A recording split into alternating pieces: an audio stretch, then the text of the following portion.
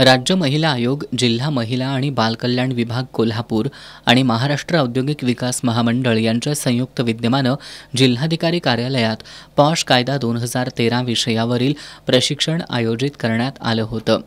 महिला आयोगाच्या अध्यक्षा रुपाली चाकणकर यांच्या हस्ते या कार्यक्रमाचं उद्घाटन झालं. यावेळी बोलताना चाकणकर यांनी प्रत्येक कामाच्या ठिकाणी पॉश कायदा लागू केल्याचं सांगितलं. कायद्याच्या प्रभावी अंमलबजावणीसाठी सर्व शासकीय, खासगी आस्थापना आणि संस्थांमध्ये तक्रार निवारण समित्यांची स्थापना करणं गरजेचं आहे.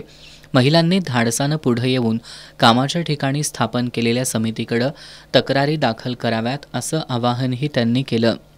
आयोग प्रत्येक जिल्ह्यात कायद्याची माहिती पोहोचवण्यासाठी प्रशिक्षण सत्रांचं आयोजन करत असून लैंगिक शोषणासह मानसिक त्रास देणंही या कायद्याअंतर्गत गुन्हा आहे.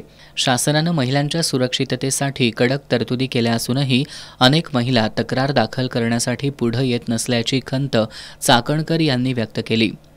जिल्हाधिकारी अमोल येडगे यांनी जिल्ह्यातील सर्व कार्यालयांमध्ये पॉश समित्यांची स्थापना झाल्याचं सांगून कायद्याची प्रभावी अंमलबजावणी केली जाईल असं आश्वासन दिलं. यावेळी महिला आयोगाच्या सदस्य सचिव नंदिनी आवडे, महिला आणि बालविकास अधिकारी सुहास वाईंगडे, MIDC प्रादेशिक अधिकारी उमेश देशमुख, प्रशिक्षक अमृता करमरकर आणि सुजित इंगवले यांच्यासह विविध आस्थापनांमधील अधिकारी, सामाजिक संस्थांचे पदाधिकारी उपस्थित होते.